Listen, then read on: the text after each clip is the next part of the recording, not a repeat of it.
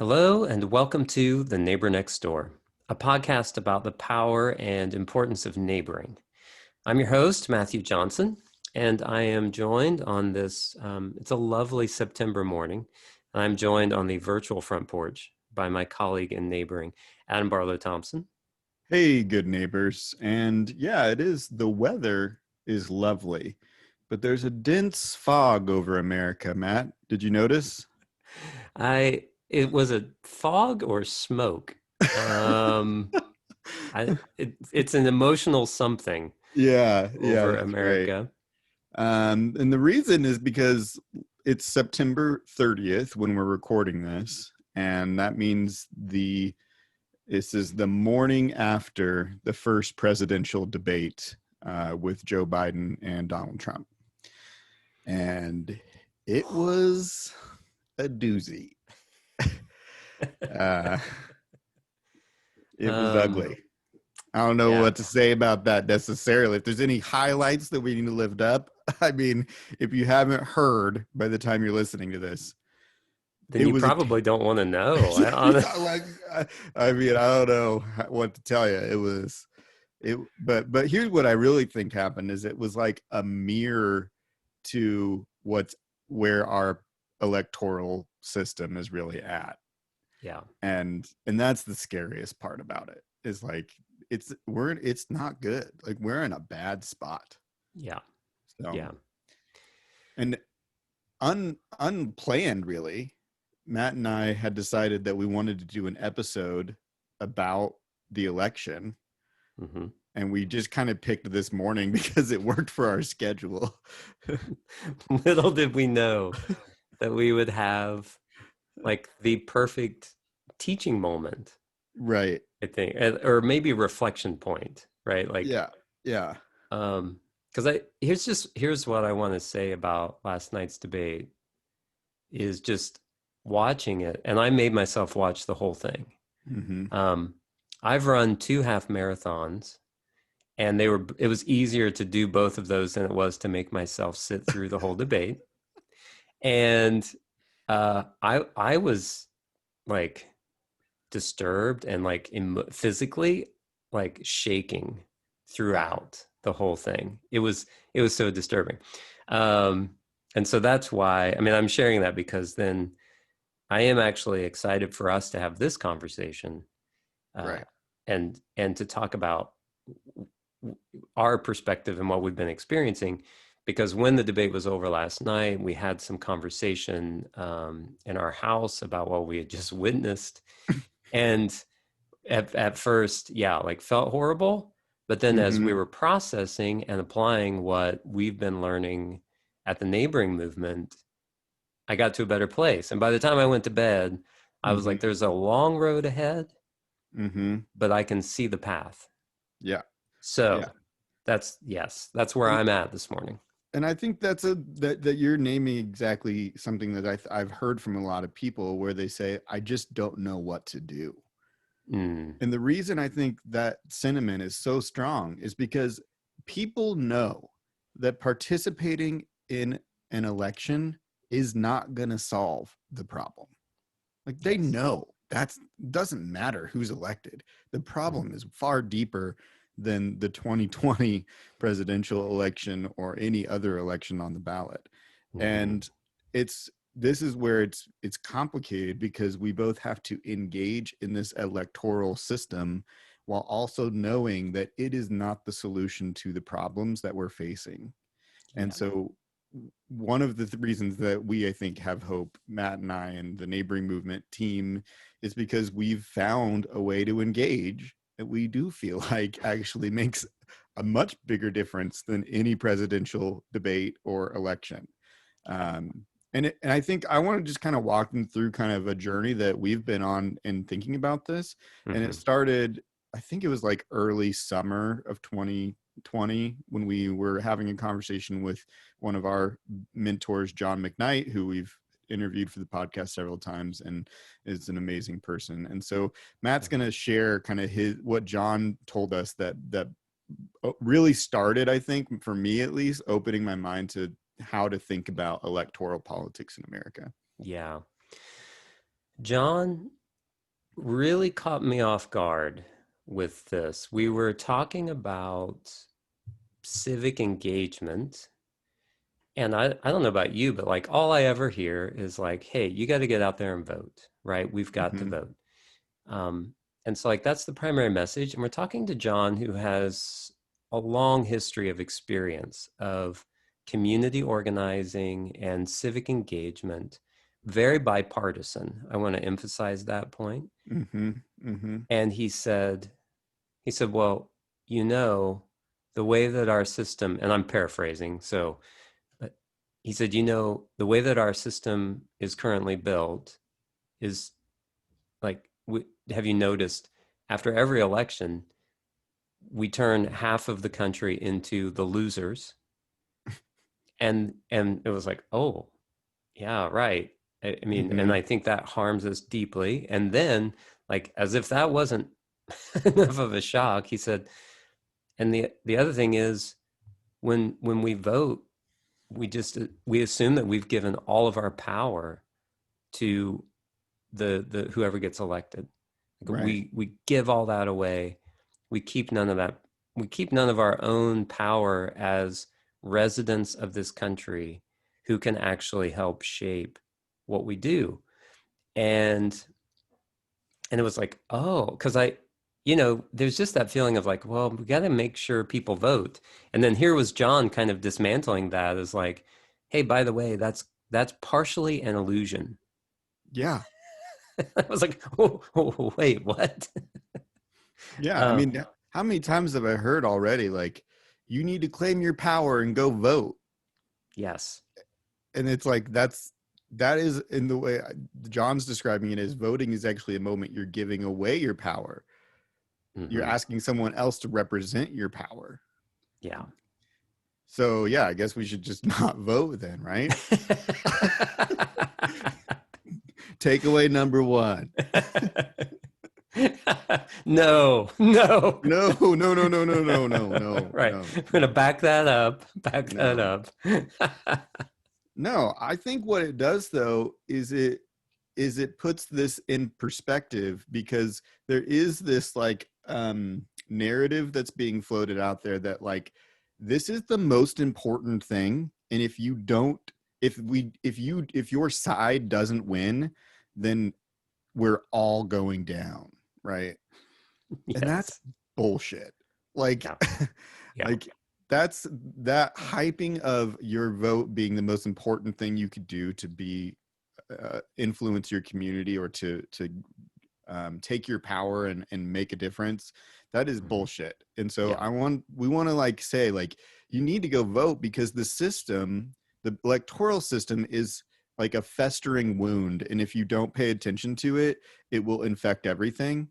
And Hmm. so you have to pay attention to it like a problem, because it is a problem, Hmm. um, that will come and get you. But it's also not the solution. You can't solve that problem with the problem. You got to find a solution too. So we Yeah. have to engage politically that way, and we also have to find another solution. Right. So I since that conversation with John, I've been like on this journey, and I've been reading like mad these books, and I just wanted to like, I got these books right here, and I just want Matt, can you just tell them the colors of my books? Oh my goodness. It's red. One is red, one is white, and one is blue. Aren't they so American?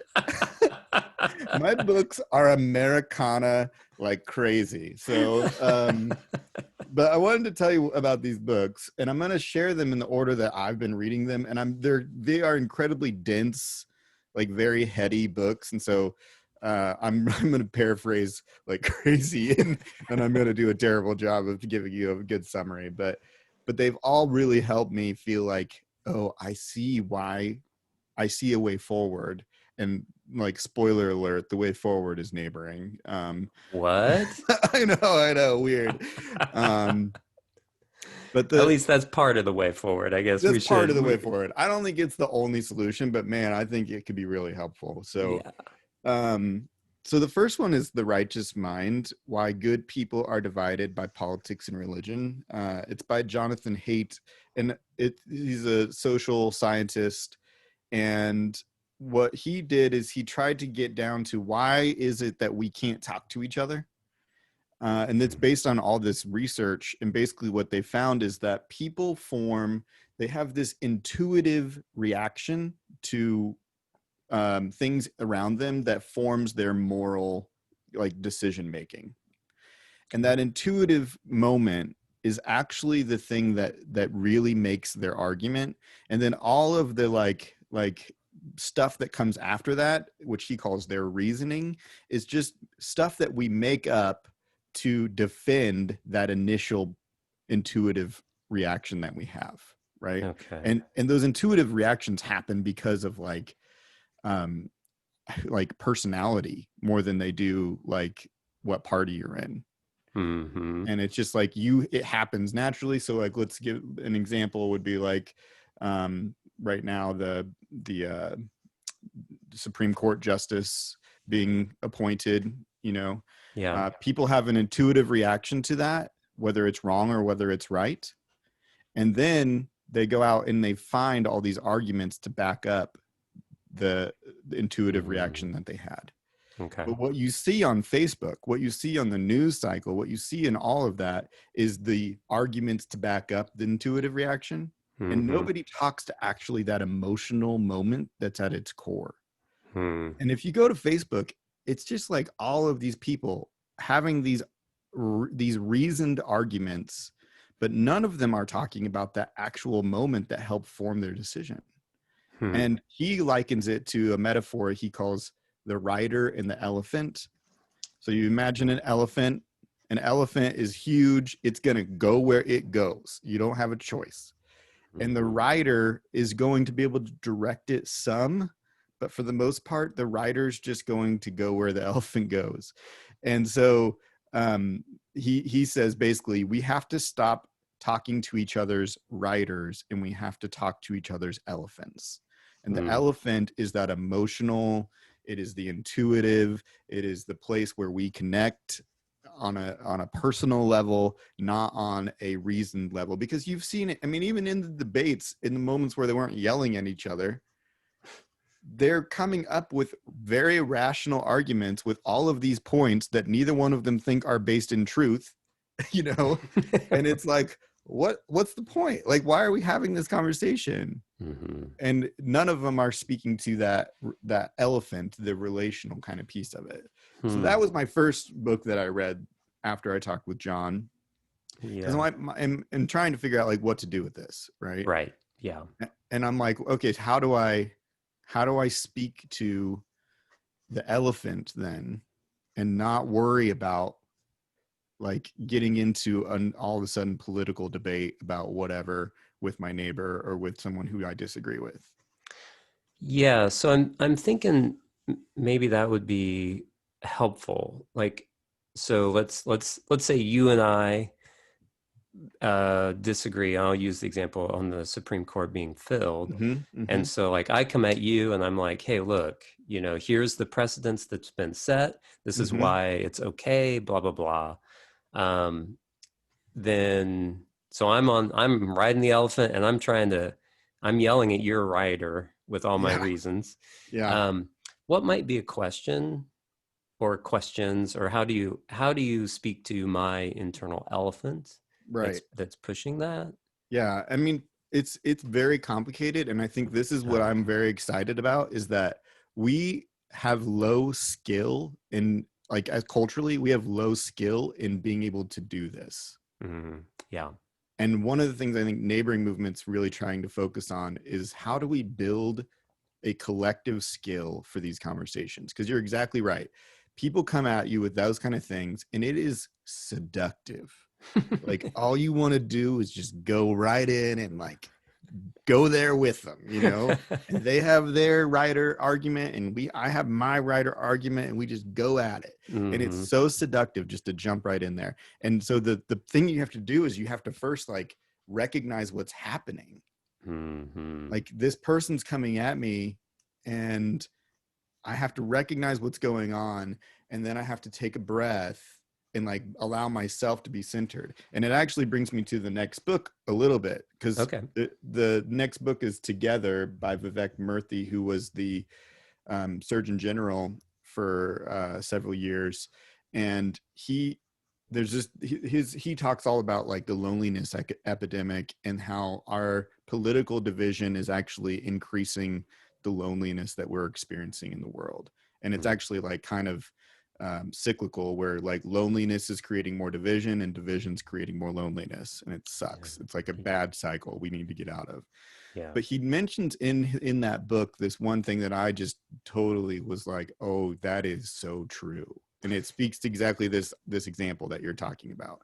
Yeah. And it's called the motive attribution asymmetry, which is like stupid fancy people words, but what it really means is that when we experience this motive attribution asymmetry, we believe that our beliefs are grounded in love, while our opponent's beliefs are based on hatred. So he says in the book, this is a direct quote, studies found that the bias applies to Israelis who believe they are fighting out of love for their people, while Palestinians are driven by hatred, and vice versa.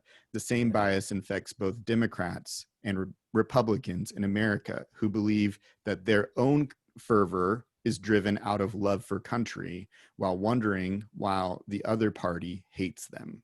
Yeah.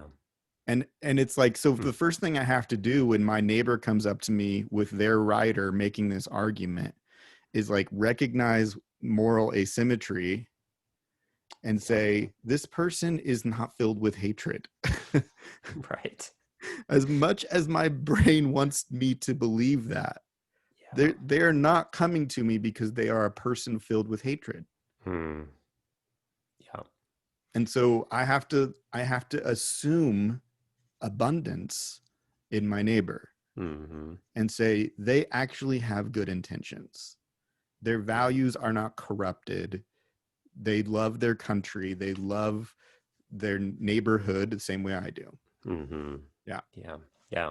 Okay. So step one in this kind of neighboring civic engagement is just I noted like it's the awareness or the noticing. When am I jumping on my elephant and just riding into that argument? Yep.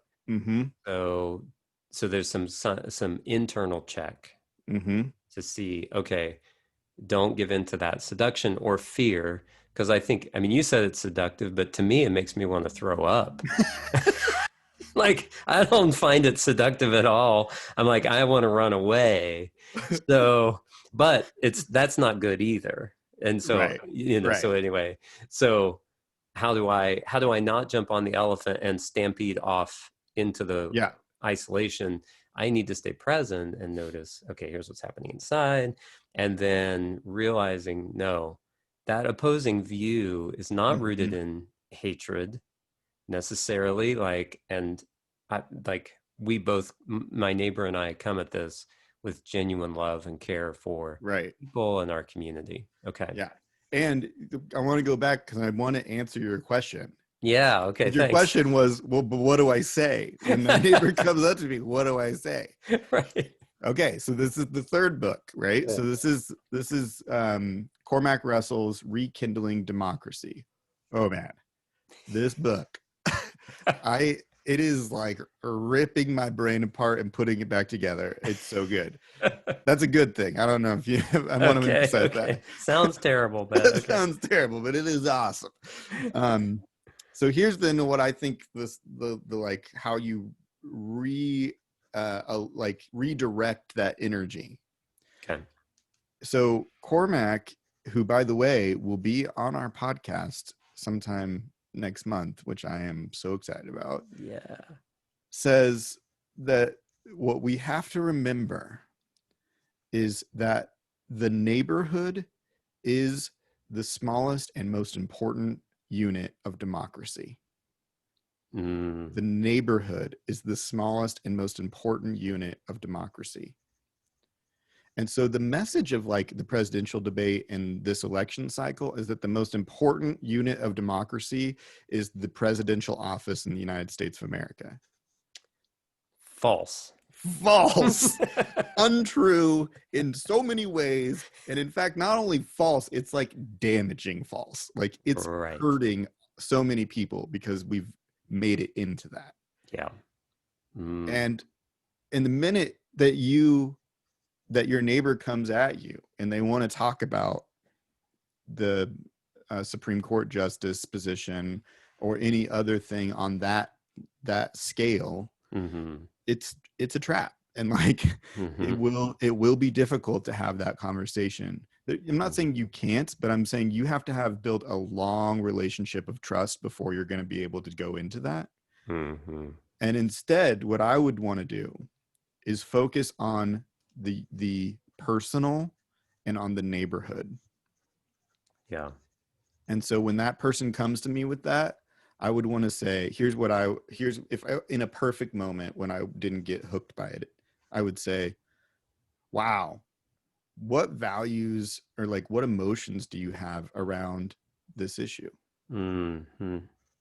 And then I would listen, truly listen to what the values are that they're are forming their opinions on. And then I would say, how can we apply that on our block? Like right here. What does that mean for these, 15 homes on the 1100 block of Waco? Yeah.